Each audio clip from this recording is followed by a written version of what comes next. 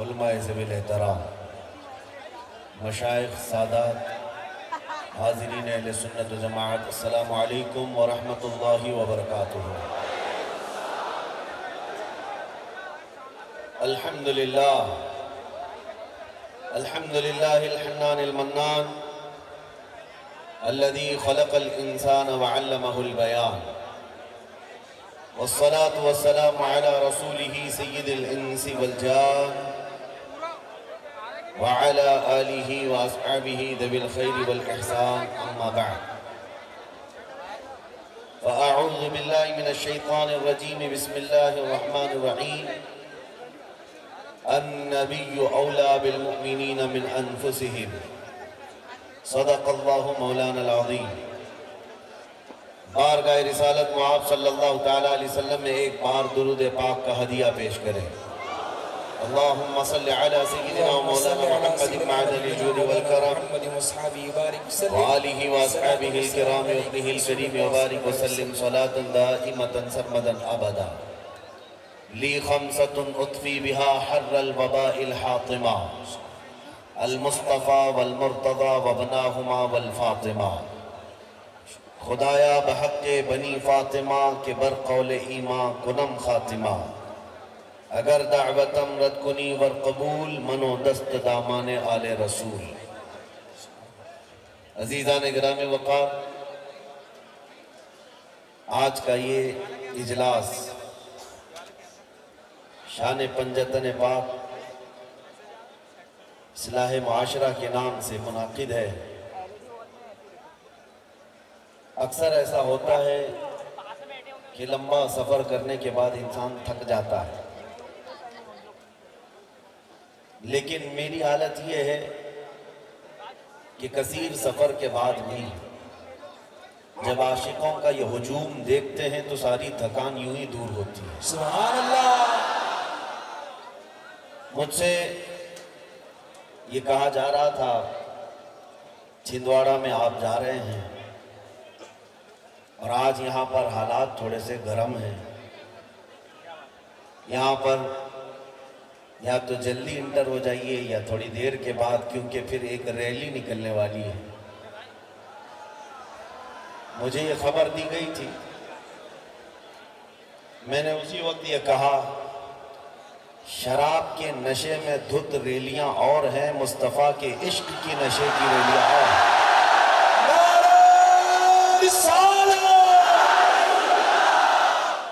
شراب پی کر نشے میں آنے والا مجمع اور ہوتا ہے، وہ دن کے اجالے میں ناچ کود کر سکتا ہے، لیکن مصطفیٰ کریم کے عشق میں آنے والا مجمع رات کے 12 بجے کے بعد گرم ہوتا ہے۔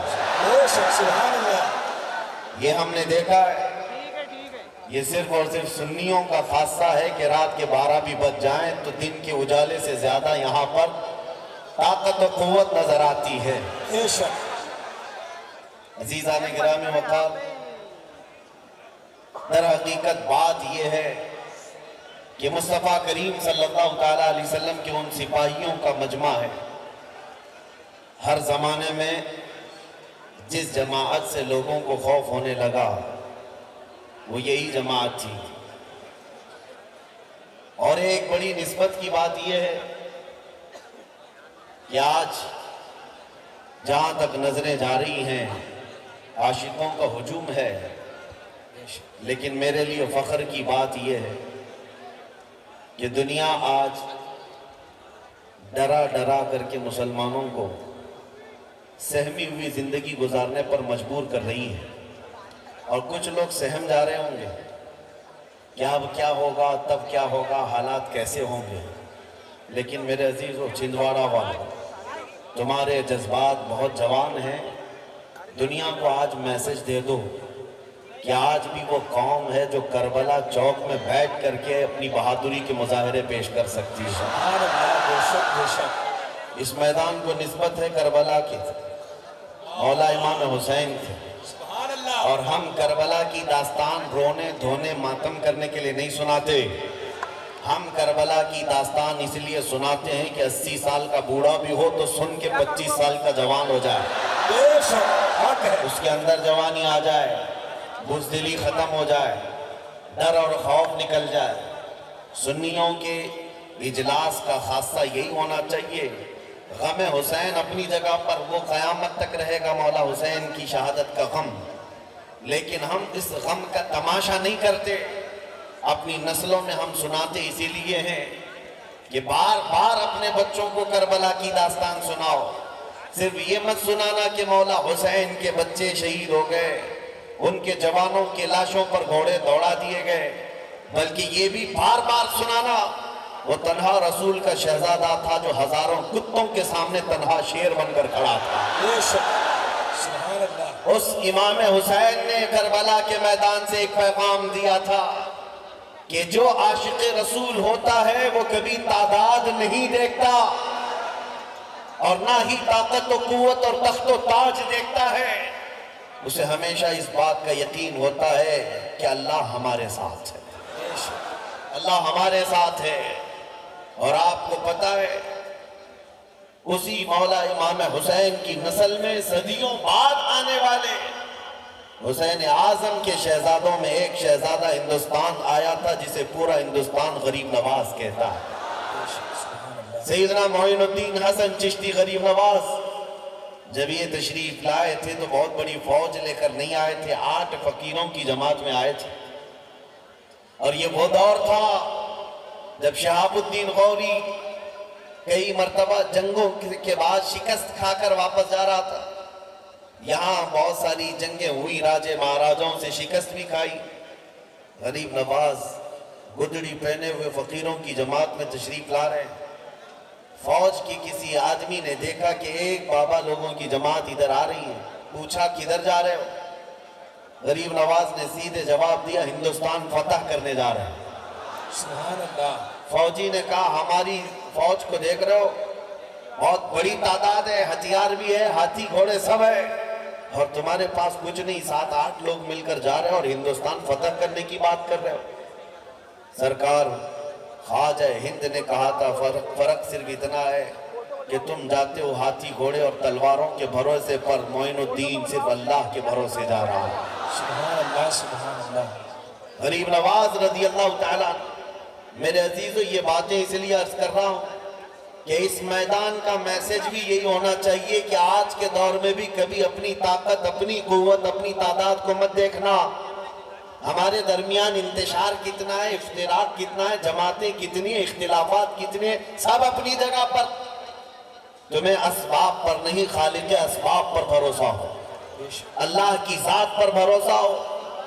جس کے دین کے لیے ہم کھڑے ہوں گے اس کی مدد ضرور آئے گی، اور جس رسول کے ہم امتی ہیں ان کی عنایت ضرور ملے گی. اس لیے میرے عزیزو یہاں کا ایک اہم پیغام یہ ہے، مصیبتیں، طوفان، آندھیاں یہ نئی ہیں، بلکہ بہت صدیوں پہلے سے ہم پر آتی جا رہی ہیں اور مسلمانوں کا آزماتی جا رہی ہیں. لیکن ہر دور میں آندھیاں تھک کر کے پھر یہ کہتی ہیں اسلام کو نہ کل مٹایا جا سکا تھا نہ آج مٹایا جا سکتا. بے شک بے شک. چند دن انتظار کرو، آج کے جو برساتی کیڑے ہیں یہ بھی کہیں گے، ان کا حال بھی یہی ہوگا، کچھ دیر کی خاموشی ہے پھر شور آئے. حق ہے. نعرہ رسالت، تاجدار ختم نبوت. عزیزان گرامی، بس تمہارے عزم، تمہارے استقلال اور تمہاری استقامت کا امتحان ہوگا. ہوائیں تیز چلیں گی، یہ دیکھا جائے گا تمہارا قدم ڈگمگاتا ہے یا ایمان پر قائم رہتا ہے. آج تمہارے امتحان کی گھڑی ہے، امتحان کا وقت ہے. کبھی تمہارے درمیان سکے پھینک دیے جائیں، دولت کا انبار بچھا دیا جائے، حسن و جمال کو لا کر کھڑا کر دیا جائے اور تمہیں منصب اور تخت دینے کی لالچ دی جائے. یہ سارے امتحانات آئیں گے اور بدلے میں تمہارا ایمان خریدا جائے گا، تمہارا دین خریدا جائے گا. اور وہ سب سے بڑا بد نصیب اور بد قسمت آدمی ہے جو دنیاوی مال و متاع کی بنیاد پر اپنا دین بیچ دیا، اپنا ایمان کا سودا کر لیا. اس کے لیے دنیا بھی خراب ہے، آخرت بھی خراب. کیا آپ نے نہیں دیکھا 2 سال پہلے لکھنؤ سے ایک کتا نکلا تھا جس نے اپنا نام بدل لیا تھا؟ یہ کون ہے؟ یہ حکومت کی طرف سے پھینکے ہوئے ٹکڑے کھانے والا کتا تھا۔ منصب کے لیے، جاہ کے لیے اپنا نام بدل دیا، دھرم بھی بدل لیا، کشکا بھی لگا لیا، دھوتی بھی پہن لیا۔ اور میڈیا والے تو اسی کام کے لیے بیٹھے ہی ہیں۔ سارے دجالی میڈیا ویلکم کرنے لگ گئے اور ہاٹ سیٹ پر بٹھا بٹھا کر کے اس کی تعریف کرنے لگ گئے کہ مسلمانوں میں سے کنورٹ ہو کر کے ایک آدمی آ گیا ہے، اور یہ میسج دینا چاہتے تھے کہ اب مسلمانوں میں کھلبلی مچ جائے گی کہ ایک ان کا بہت بڑا آدمی کنورٹ ہو گیا۔ لعنت ہے اس میڈیا پر، 2 سال تم نے تماشا کر کر کے دیکھ لیا، اس کتے کے بدلنے سے پوری جماعت پر کوئی فرق نہیں پڑا، بلکہ ہماری جماعتوں سے یہی کہا جاتا رہا کچرا تھا تو کچرے کو اسلام سے نکلنا ہی چاہیے، ایسے کی حاجت بھی نہیں ہے۔ لیکن اب حالت کیا ہے میں آپ کو بتاتا ہوں۔ 2 سال نہیں گزرے، ایک نیا قرآن بنانے کی بات کیا، ایک حضور پاک کے اخلاق پر ایک چھوٹی کتاب لکھنے کی بات کیا، میں ان کا چرتر لکھوں گا۔ نعوذ باللہ بہت کچھ کر کے دیکھ لیا، ابھی کی خبر یہ ہے کہ سارے پنڈتوں نے لات مار کر کے بھیج دیا، اور اس کے بعد حالت یہ ہو گئی دھوبی کا کتا، نہ گھر کا نہ گھاٹ کا، درمیان میں الجھ کر رہ گیا۔ اب زندگی کی بھیک مانگنے لگا، کہا کہ میری جان بچا لو، میری جان بچا لو۔ یہ سب کو پتا ہوگا، اخبار یا نیوز تمہارے تک پہنچے ہوں گے تو معلوم ہوگا۔ میں نام صرف اس لیے نہیں لیتا کہ میں ناپاک نہیں کرنا چاہتا، باقی مجھے ڈر نہیں ہے، خوف نہیں ہے۔ ہم اس مقدس پاکیزہ منبر کو ان غلیظ ناموں سے، ان کے ناموں سے نہیں یہ کرنا چاہتے ہیں۔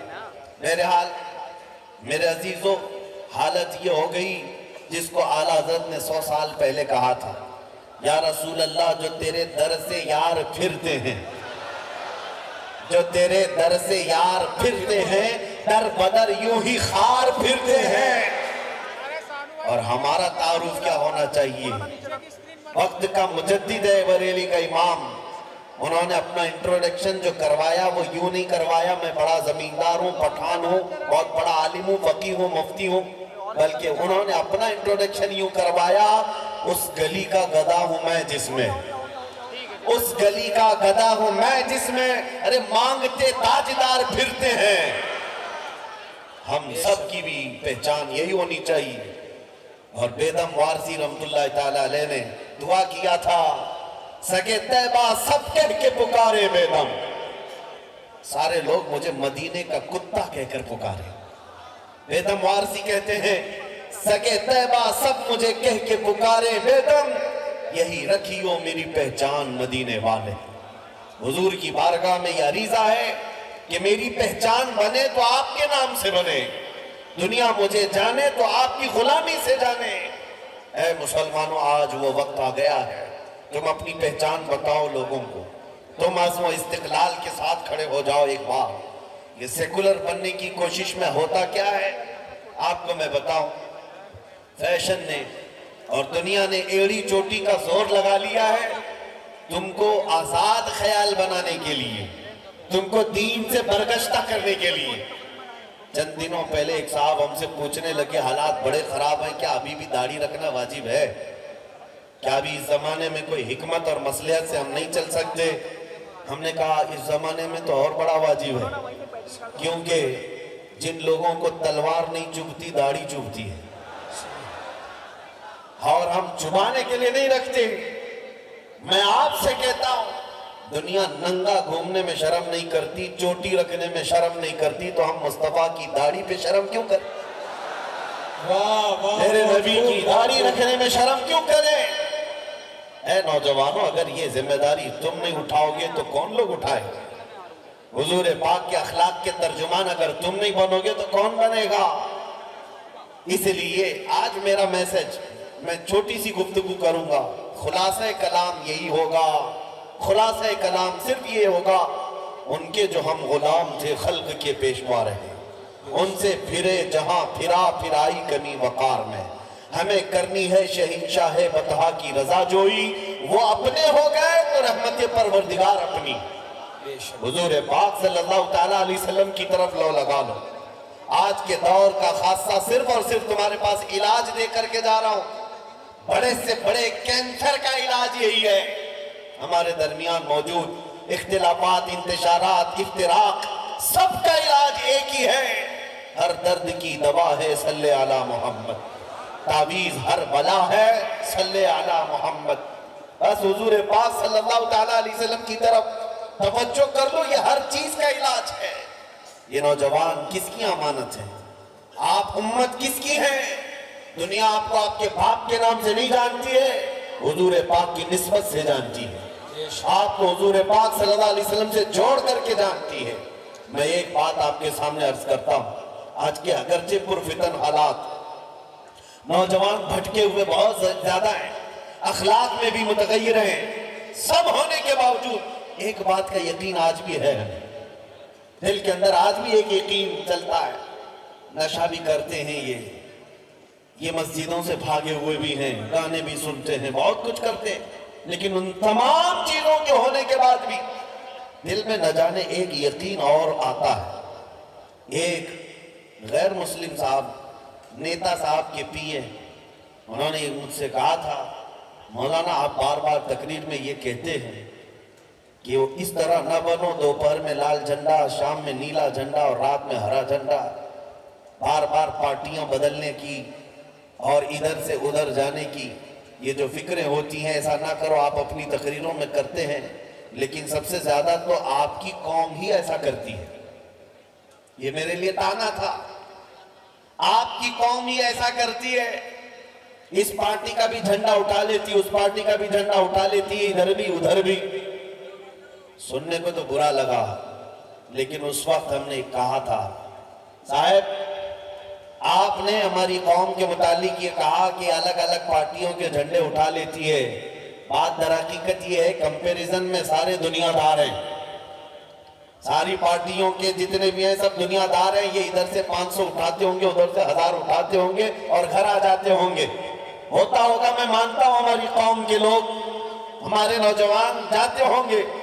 لیکن میں نے کہا ایک میرا چیلنج ہے، ہمارے کسی بھی محلے کا ایک عام نوجوان اٹھا لو، عالم نہیں، پرہیزگار نہیں، بہت بڑا متقی نہیں، نارمل سا ایک نوجوان اٹھا کر لے آؤ. اور اگر آپ کے پاس 10 کروڑ کی دولت ہے، لے آؤ، کروڑوں کی دولت لے آؤ. ایک طرف اس نوجوان کے سامنے 10 کروڑ روپے رکھ دینا.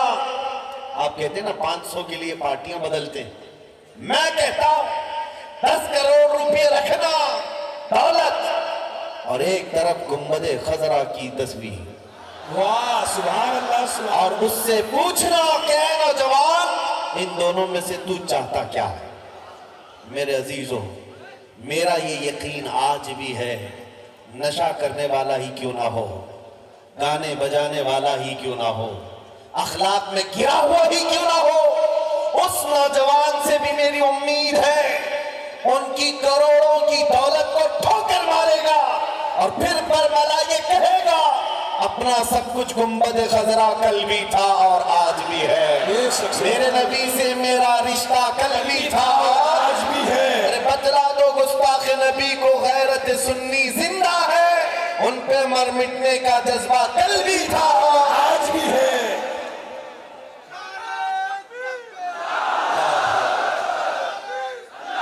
یا رسول اللہ. اچھا بچہ ہے قرآن، اچھا بچہ ہے. میں آپ محسوس کر رہا ہوں، کیا آپ سب کا بھی عقیدہ یہی ہے یا نہیں؟ جب ایک طرف آپ کے سامنے پوری دنیا لا کر رکھ دی جائے اور دوسری طرف گنبد خضرا کی طرف دکھایا جائے، اے عزیزان گرامی اپنے دل پہ ہاتھ رکھ کر کے بولو، پھر کس کو قبول کرو گے؟ میرے آقا صلی اللہ علیہ وسلم کے اس ہرے گنبد کو کیا ہم میں سے کوئی ٹھکرا سکتا ہے؟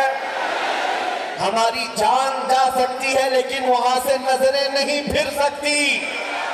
ہمارا ایمان یہی ہے، ہمارا ایمان یہی ہے، جو جان مانگو تو جان دے دے، جو مال مانگو تو مال دے دے، مگر یہ ہم سے کبھی نہ ہوگا نبی کا جاہو جلال دے دے. یہ جذبہ جب تک باقی رہے گا، ڈرنا مت. اور 100 سال بھی ان کو کیڑوں کو ادھر ادھر کرنے دو اور 1000 سال بھی کرنے دو. لیکن انشاءاللہ العزیز دین اسلام صبح قیامت تک اسی طرح لہلہاتا رہے گا، پرچم اسلام لہلہاتا رہے گا، لہراتا رہے گا۔ ڈر اور خوف سے آج جو جی رہے ہیں کہ کیا ہوگا، بڑی بڑی طاقتیں ہیں، بڑی بڑی فوج، بڑے بڑے لوگ ہیں، لیکن میں نے محسوس کیا ہے یہ دجالی میڈیا جو 24 گھنٹے ہم پر بھونکتے رہتے ہیں، صبح سے شام تک جو نیوز چینل کھولو ان کو صرف ٹوپی، داڑھی، مسجد، ممبر، مینار، برقع یہی نظر آتا ہے۔ ہم پوچھتے میاں یہ تو ایک چھوٹی سی قوم ہے، بار بار ڈیبیٹ کیوں کرتے ہو اسی مدعے پر؟ کیوں؟ اس لیے کہ اندر سے ایک ڈر ستا رہا ہے، کچھ ہے ابھی ان کے اندر۔ دنیا تو کہہ رہی ہے کچھ نہیں ہے، ہم بھی یہی کہہ رہے ہیں کچھ نہیں ہے، ہمارے پاس کوئی منصب نہیں، عہدہ نہیں، ہماری پارٹی نہیں، ہمارا سیاست میں مقام نہیں، ہمارے لیڈر نہیں، لیکن یہ کتے بھونک کر کہتے نہیں کچھ ہے، کچھ ہے، جس کو اقبال نے 100 سال پہلے کہا تھا، کچھ بات تو ہے کہ مٹتی نہیں ہستی ہماری، کچھ بات تو ہے مٹتی نہیں ہستی ہماری، صدیوں رہا ہے دشمن دور زماں ہمارا، یونان و مصر و روما سب مٹ گئے جہاں سے، باقی مگر ہے اب تک نام و نشان ہمارا، توحید کی امانت سینوں میں ہے ہمارے، توحید کی امانت سینوں میں ہے ہمارے، آسان نہیں مٹانا نام و نشان ہمارا۔ بے شک غلام ہے، غلام ہے، غلامی یہ رسول میں جو نہ ہو عشق مصطفیٰ، تاجدار ختم نبوت۔ بس میرے عزیزو، دنیا تمہیں بار بار جگا کر بتا رہی ہے تم غلام مصطفیٰ ہو، تم بھاگے جا رہے ہو اور نا امیدی اور مایوسی کی زندگی گزار رہے ہو۔ اللہ کریم کا ایک وعدہ ہے، وہ اپنے نبی پاک صلی اللہ تعالیٰ علیہ وسلم کو ایک رعب دیا، جس کے بارے میں خود حضور فرماتے ہیں نصرت بالرعب، اللہ نے مجھے رعب کے ذریعے سے مدد کیا ہے، 500 میل دور بھی دشمن ہو حضور کا، اس کا دل ہچکولے کھانے لگتا ہے حضور کے نام سے، یہ اللہ کی طرف سے ڈالا ہوا رعب ہے۔ اور میں یہ کہتا ہوں میرے مصطفیٰ کا صدقہ ہے، صدیاں گزر گئی، ان کی امت کے محبوبوں کو اللہ تعالیٰ حضور کا وہ رعب عطا کیا، حضور پاک صلی اللہ علیہ وسلم کے رعب کا حصہ آج بھی دیا ہے، اس چیز کو محسوس کرو اور زندگی گزارو۔ آپ کو کس بات کا ڈر ہے؟ آپ آتنکواد ہو، آپ دہشت گرد ہو، کسی کی سرٹیفکیٹ لینے کی ضرورت نہیں، کسی کی سرٹیفکیٹ لینے کی ضرورت نہیں، تمہارا دین اور ایمان سچا ہے، تمہارا خدا سچا ہے، تمہارا نبی سچا ہے، تمہاری کتاب سچی ہے یا نہیں؟ جس قوم کا خدا سچا، رسول سچا، کتاب سچی، دین سچا، اس قوم کو سر جھکا کر نہیں سر اٹھا کر جینا ہے۔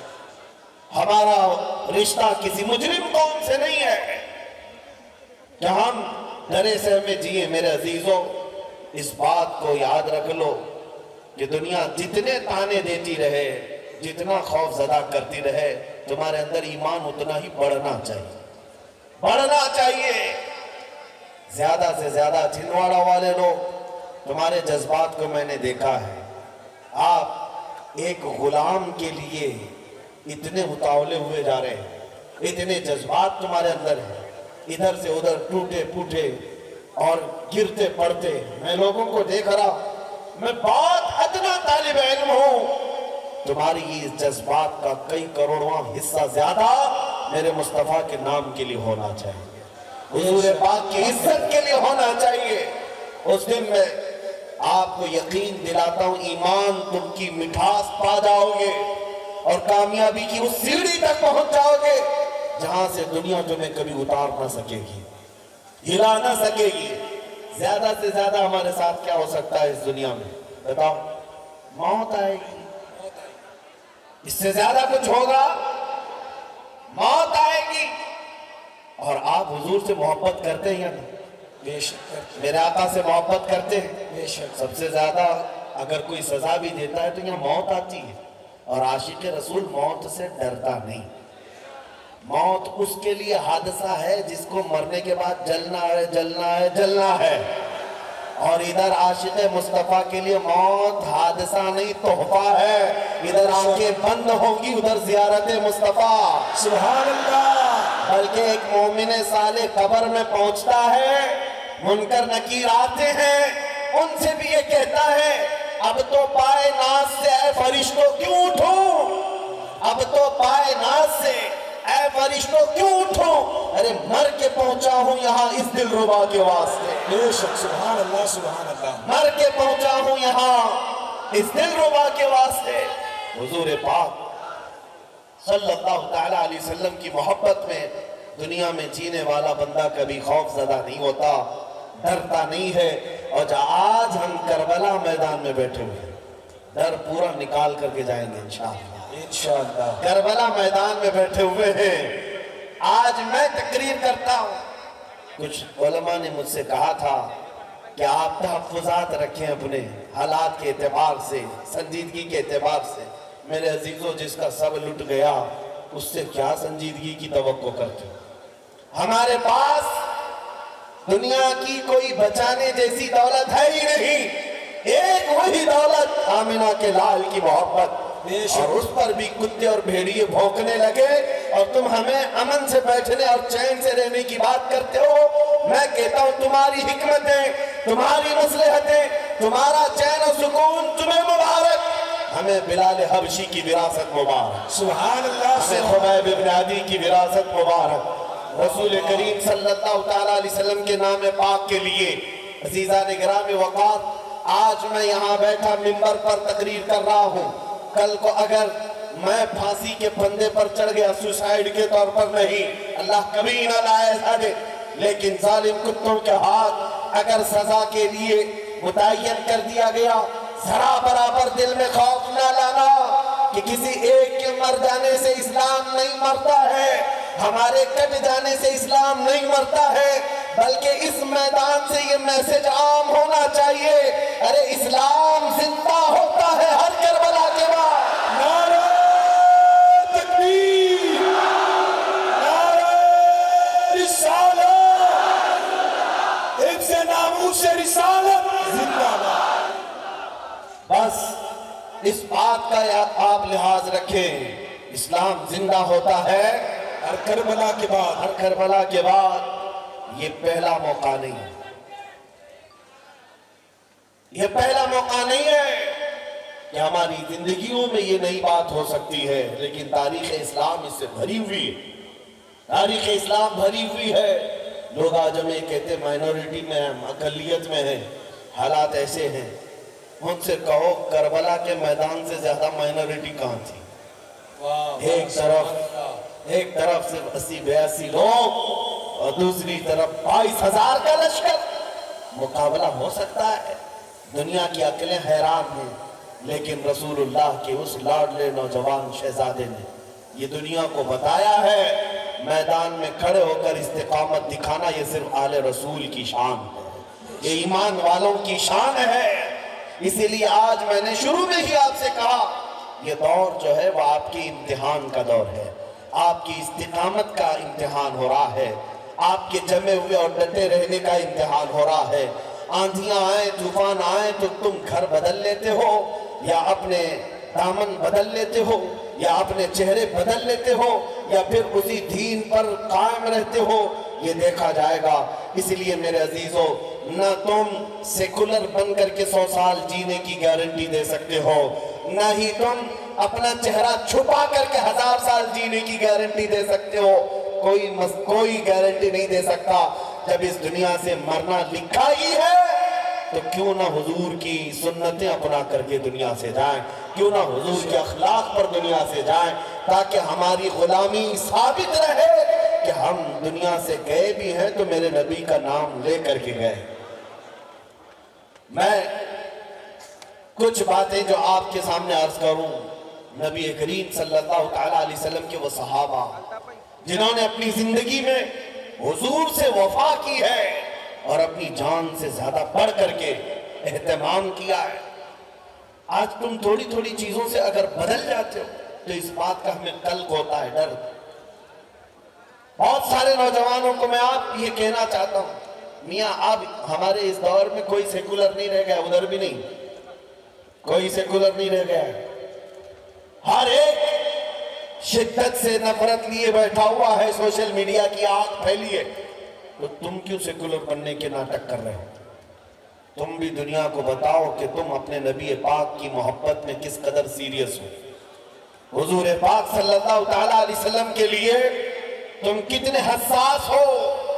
میں یہ نہیں کہہ رہا ہوں چاقو چھری تلوار بندوق لے کر کے دکھاؤ، نہیں، میں تو ہتھیاروں کی بات نہیں کرتا میرے عزیزوں، میں ہمیشہ ایک بات کرتا ہوں، دنیا کا سب سے بڑا ساز و سامان جو کسی کے پاس ہو سکتا ہے وہ عشق مصطفیٰ کی دولت ہے، محبت مصطفیٰ کی دولت ہے۔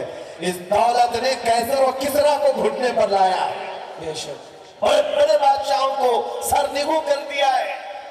آج میں تمہیں اسی محبت کی دعوت دے رہا ہوں، اسی محبت کی دعوت کہ جس کے تم غلام ہو پورے غلام بن جاؤ، پورے ہو جاؤ۔ حالات کے اعتبار سے تم کبھی چہرہ بدل لیے، کبھی لباس بدل لیا، فیشن کے نام پر دنیا نے تمہیں آوارہ بنا دیا۔ ارے رات رات بھر ٹک ٹاک پر مجرے کرنے والے لوگ، میں آپ سے پوچھتا ہوں کیا تم کو زندگی اسی لیے ملی ہے؟ کیا تمہاری زندگی کا پورا مقصد یہی ہے؟ اور نوجوانوں کو بھٹکا کر رکھ دیا گیا، ہمارے محلوں میں نشہ عام ہے، رات بھر گیم کھیلنے میں ان کی پوری زندگی گزرتی جا رہی ہے۔ اے نوجوانوں، کل قیامت کے دن تم سے سوال ہوگا۔ اللہ نے تمہیں جوانی دی ہے، حدیث پاک ہے اس وقت تک میدان قیامت سے کوئی قدم نہیں ہٹا سکتا جب تک اللہ کے اس سوال کا جواب نہیں دے گا۔ سوال ہے اللہ تعالیٰ کی طرف سے، پہلا سوال ہوگا میں نے تجھے جوانی دی تھی، کہاں کہاں خرچہ کیا؟ اس کا جواب دینا ہوگا۔ اور فرماتے محدثین کسی کسی کو اپنی جوانی کا حساب دینے میں 500 سال لگ جاتے ہیں۔ اللہ اکبر۔ اس تپش والے میدان محشر میں، اس بھری قیامت کے مجمع میں تمہیں اپنا حساب دینے میں سالوں بیت جائیں گے، نہیں دے پاؤ گے حساب۔ 500 سال 700 سال لگ جائیں۔ اسی لیے میں کہتا ہوں آج اگر کوئی یہ سمجھ رہا ہے کہ مجھے زندگی ملی ہے ٹک ٹاک کے لیے یا کسی حسینہ کے دام میں فریب میں پھنس کر کے معاشقے کرنے کے لیے، شعر و شاعری کرنے کے لیے، اے نوجوانوں یہ زندگی بہت شارٹ ہے، نکل جائے گی۔ جن لوگوں نے اپنی زندگیاں اس طرح تباہ کی ان بوڑھوں سے پوچھو، ان گناہوں کے زخم آج بھی ان کے جسم پر ہیں، وہ زندگی بھر زخم یہاں پر بھی محسوس کر رہے ہیں اور قبر میں بھی اور حشر میں بھی محسوس کریں گے۔ اور آج جو نوجوان ہیں ان سے میں کہتا ہوں تمہارے پاس وقت ہے، بڑھاپا آنے سے پہلے سنبھل جاؤ۔ بڑھاپا آنے سے پہلے تمہاری زندگی رات بھر گیم کھیلنے یا نشہ کے اڈے پر گزارنے یا ٹک ٹاک پر مجرے کرنے کے لیے نہیں، تمہاری زندگی کسی حسینہ کے پیچھے گھومنے پھرنے میں نہیں، تمہاری زندگی جو دی گئی ہے وہ کس لیے؟ بریلی سے آواز آتی ہے زندگی یہ نہیں کسی کی کسی کے لیے، سبحان اللہ، زندگی یہ نہیں کسی کی کسی کے لیے، زندگی ہے نبی کی نبی کے لیے۔ نہ سمجھ مرتے ہیں زندگی کے لیے، ارے جینا مرنا ہے سب کچھ نبی کے لیے۔ اصل زندگی کا مقصد یہ ہے۔ کیا صحابہ اکرام کی اپنی خواہشیں نہیں تھی؟ کیا ان کے گھر بار نہیں تھے؟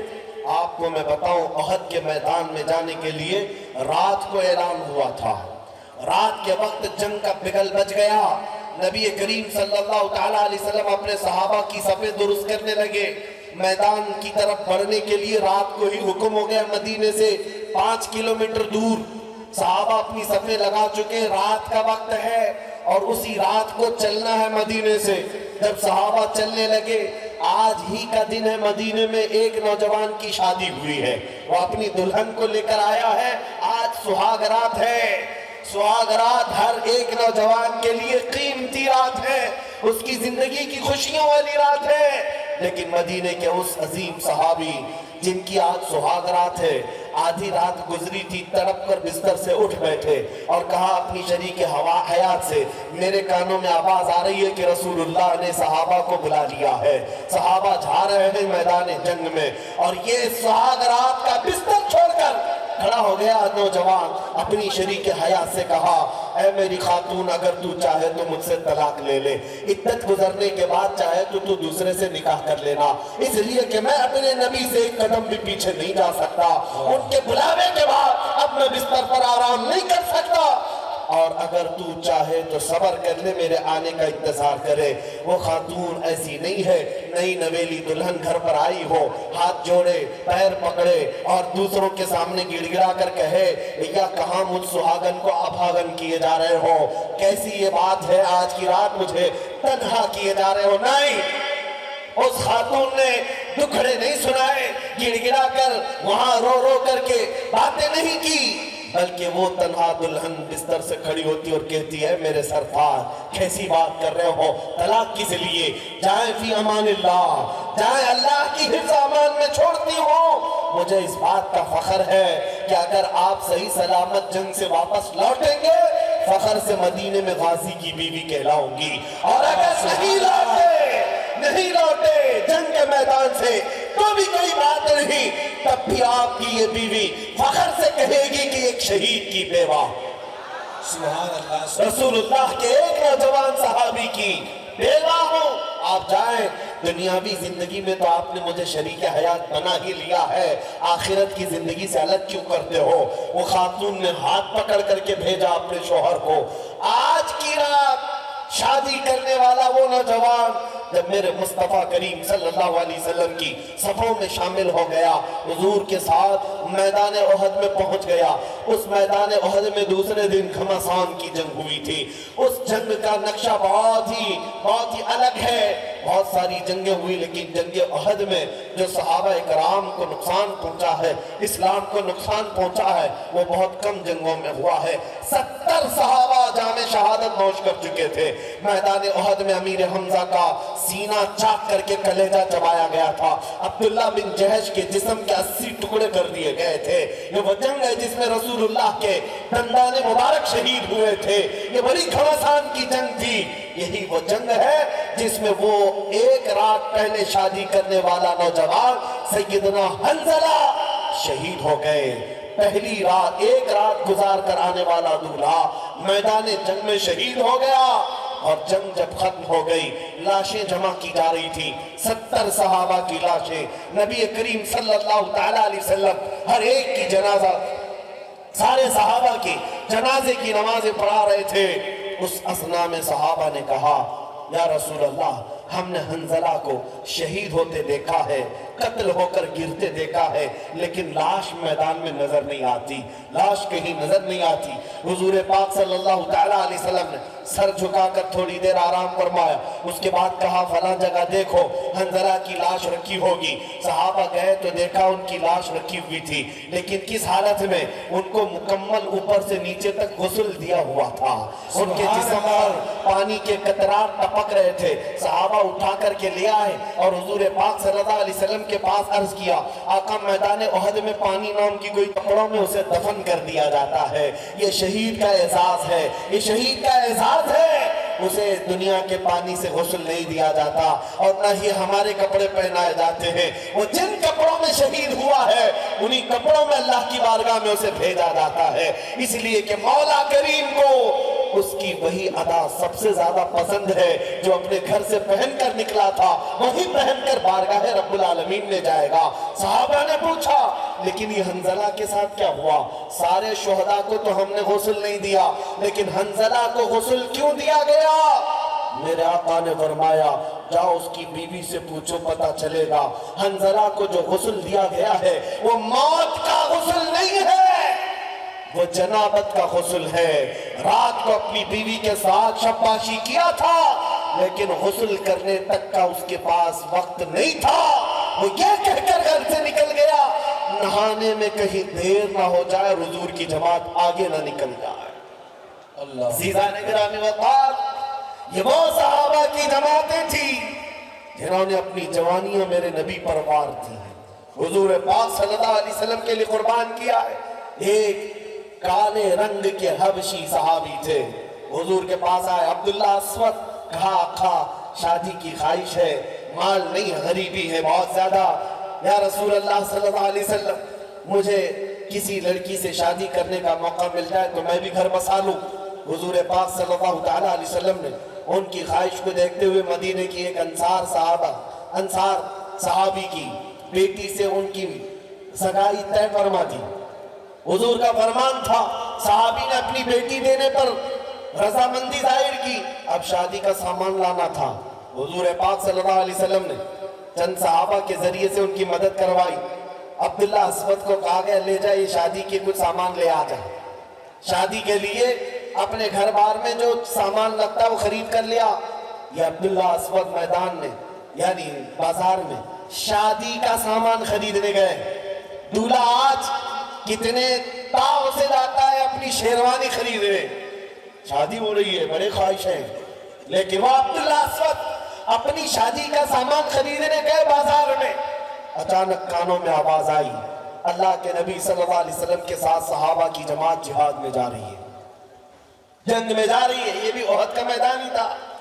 عبداللہ اسود وہ غریب صحابی، میں بازار میں جو شادی کا سامان خریدنا تھا، نیت بدل گئی، سارا جنگ کا سامان خرید لیا، سارے پیسے اسباب جنگ خریدنے میں لگا دیے۔ ارے گھوڑا بھی لے لیا، لوہے کی ٹوپی بھی لے لیا، زرہ جو لوہے کا لباس پہنتے تھے وہ بھی لے لیا، جتنی خواہشیں تھی جنگ میں پہننے کی سب لے لیا، پیسے کچھ بچائے بھی نہیں۔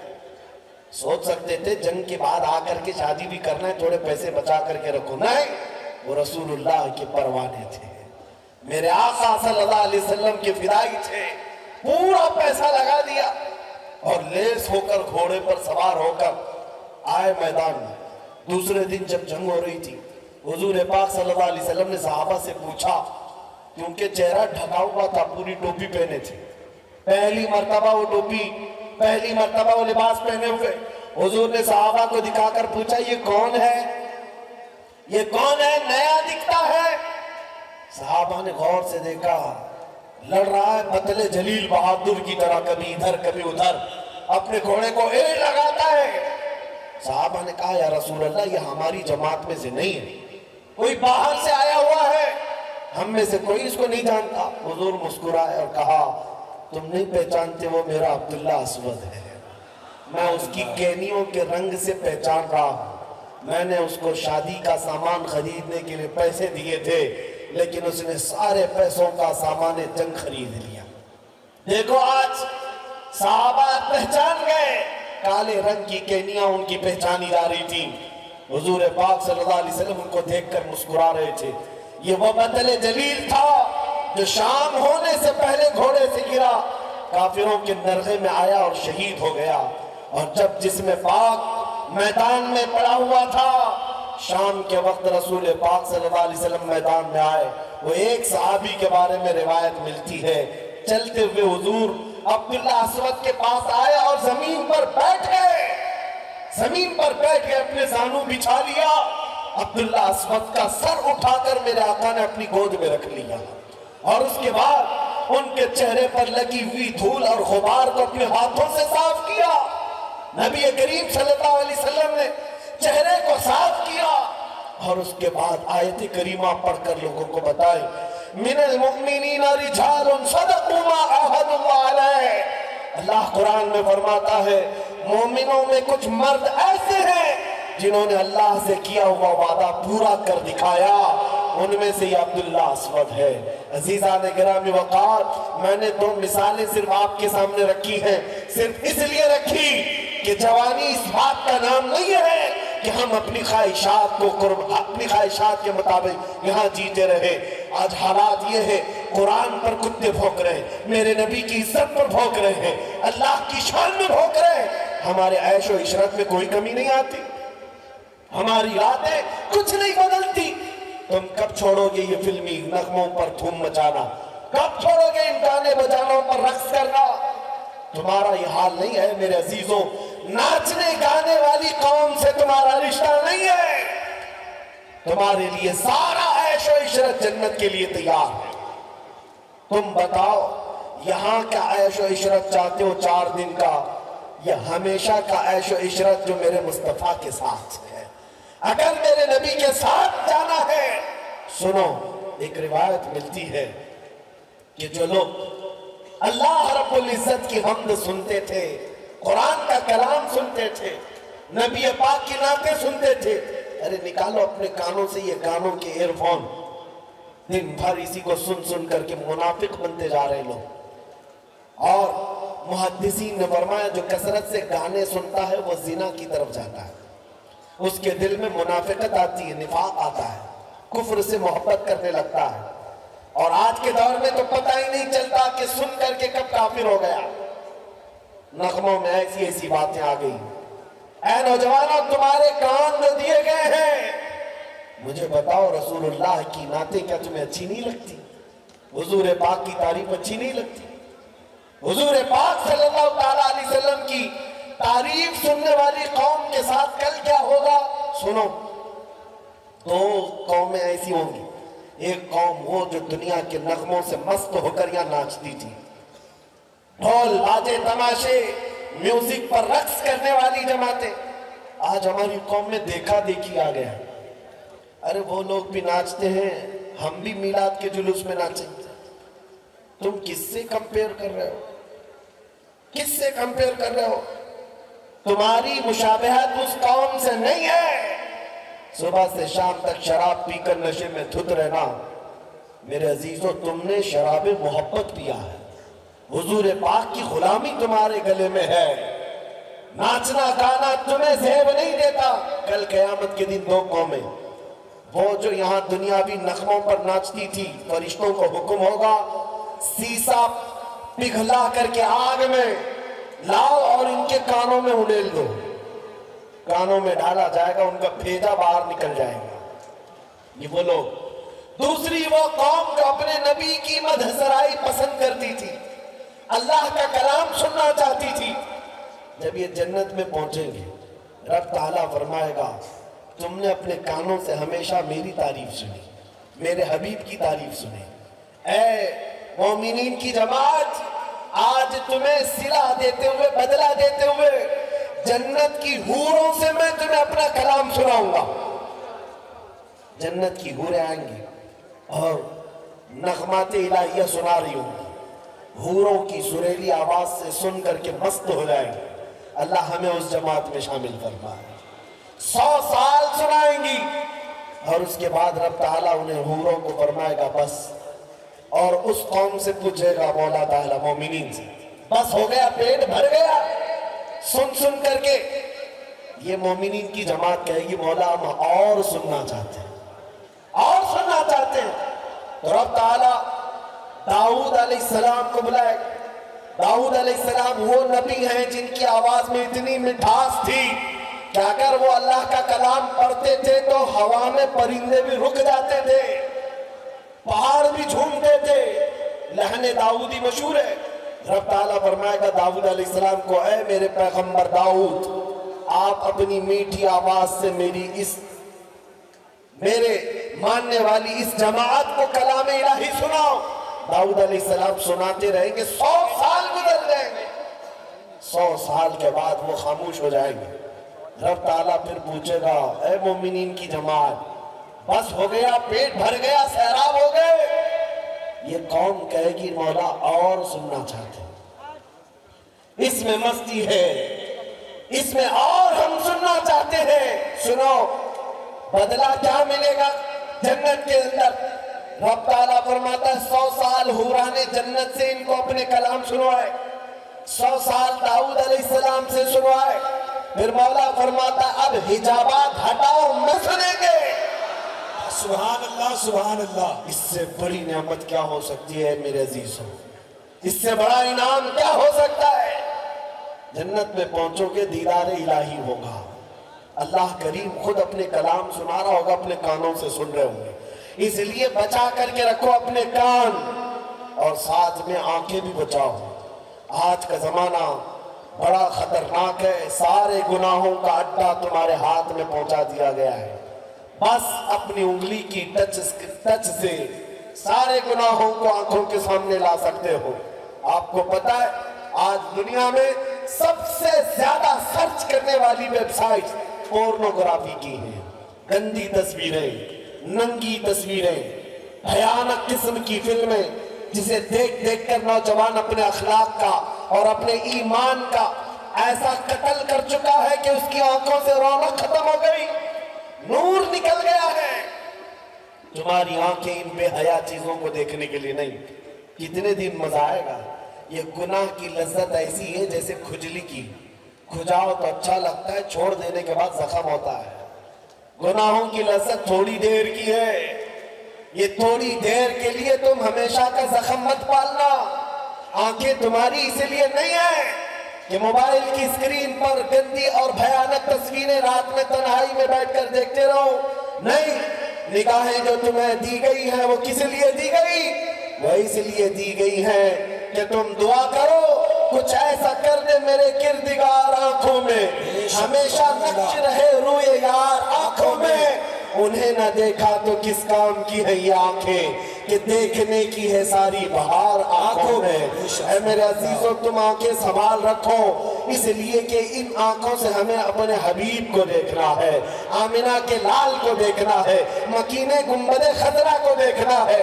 دل پر ہاتھ رکھ کر کے بتاؤ، میں اپنی گفتگو ختم کرنے جا رہا ہوں، میری آخری جملے ہیں، توجہ سے۔ کیا تمہاری آنکھوں میں آج یہ طلب ہے یا نہیں کہ مرنے سے پہلے ایک بار مکینے گنبد خضرا کو دیکھنا ہے؟ طلب ہے یا نہیں؟ اگر طلب ہے تو پھر ہمیں یہ پکارنا ہوگا، میرے آقا آؤ کہ مدت ہوئی ہے، تیری راہ میں آنکھیاں بچھاتے بچھاتے، تیری یادوں میں تیری حسرتوں میں بڑے دن ہو گئے گھر کو سجاتے سجاتے۔ یا رسول اللہ، سنا ہے آپ ہر عاشق کے گھر تشریف لاتے ہیں، میرے گھر میں بھی ہو جائے چراغاں، میرے گھر میں بھی ہو جائے چراغاں۔ قسم رب ذوالجلال کی، جن آنکھوں نے وہ جمال ایک بار دیکھ لیا، دنیا کا سارا حسن لا کر اس کی آنکھوں کے سامنے رکھو، وہ ٹھوکر مار دے گا، کبھی حسن مصطفیٰ کو دھوکہ نہیں دے سکتا۔ میرے آقا کو دیکھی ہوئی آنکھیں، پھر اس کی آنکھوں میں کوئی اور نہیں جچے گا۔ ارے حضور کا چہرہ دیکھنا تو بہت دور، بہت بلندی کی بات ہے۔ بریلی کے امام تو یہ کہتے ہیں، یا رسول اللہ، جو تیرے قدموں میں ہے خیر کا منہ کیا دیکھے، تیرے قدموں میں جو ہے خیر کا منہ کیا دیکھے۔ اگر حضور کا تلوہ بھی دیکھ لیا نا، چہرہ تو بہت بلند ہے، حضور کے قدموں کا تلوہ بھی دیکھ لیا، فرماتے ہیں تیرے قدموں میں جو ہے خیر کا منہ کیا دیکھے، کون نظروں میں جچے دیکھ کے تلوہ تیرا، کون نظروں میں جچے دیکھ کے تلوہ تیرا۔ اے سنیو، آج اگر اس حسین چہرے کو تصور میں لے آؤ، قسم خدا کی میں کہتا ہوں، دنیا کا حسن پھیکا لگے گا، دنیا کا حسن دھوکا لگے گا، اس کی طرف تم اپنا دل نہیں دے بیٹھو گے۔ اس لیے کہ میں نے دیکھا ہے بہت سارے وہ نوجوان جو 4 دن کی لیلا کے پیچھے مجنوں ہو گئے اور لیلا چھوڑ کر دوسرے مجنوں کے ساتھ چلی گئی۔ یہ پاگل بیچارہ شعر و شاعری کرتے ہوئے گھوم رہا ہے، دیوانہ بن گیا ہے۔ ہم نے ان سے پوچھا، کئی ایسے آتے ہیں مریض، کہا ہمارا بریک اپ ہو گیا ہے، لیلا بھاگ گئی ہے۔ ہم یہی کہتے ہیں نادان، ایسے کے ہاتھ میں ہاتھ کیوں دیا جو ہر دن مجنوں بدلتی ہے؟ کاش مدینے کے تاشکار کے ہاتھ میں ہاتھ دیتا، اور یہاں بھی ساتھ، قبر میں بھی ساتھ، اور حشر میں بھی ساتھ۔ نعرہ تکبیر، نعرہ رسالت، مل کے میرے ساتھ پڑھے لبیک لبیک لبیک یا رسول اللہ، لبیک لبیک لبیک یا رسول اللہ، لبیک۔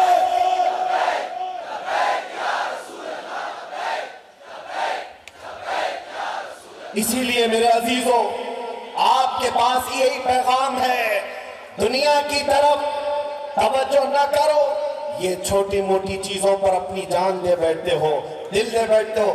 آج سے ہم یہ عہد کر کے اٹھیں گے اس کربلا کے میدان سے، توجہ، آج اس میدان سے ہم یہ عزم کر کے اٹھیں گے، اب اپنی مرضی سے نہیں جئیں گے، جیسے میرے مصطفیٰ کی مرضی ہے ویسے جئیں گے۔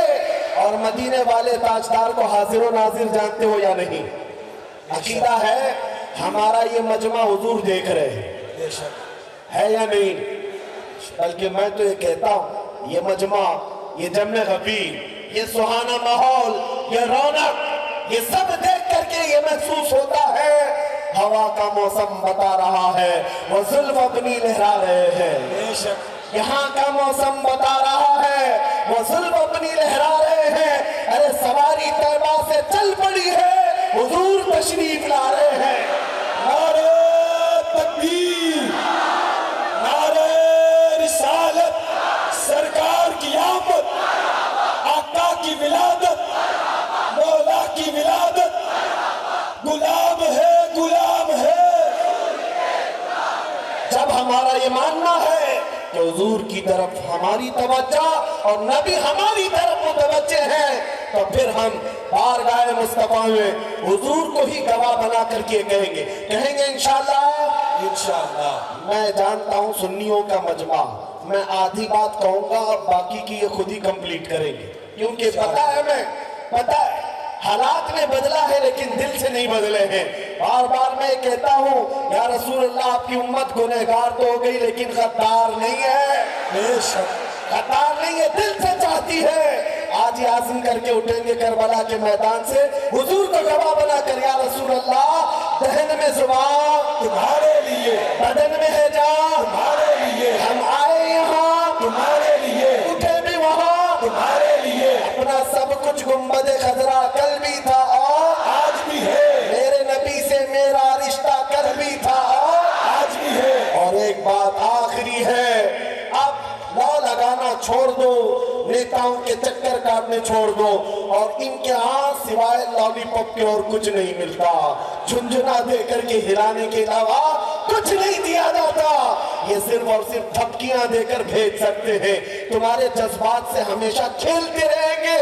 حقیقت میں ہمیں اگر کوئی دیتا ہے، کون دیتا ہے؟ دینے کو منہ چاہیے، کون دیتا ہے؟ دینے کو منہ چاہیے۔ ارے دینے والا ہے سچا، ہمارا نبی، دینے والا ہے سچا۔ ہمارا نبی، لبیک یا رسول اللہ، لبیک یا رسول اللہ، لبیک یا رسول اللہ، لبیک یا رسول اللہ۔ لبیک یا رسول اللہ۔ آخر دعوانا الحمدللہ رب العالمین۔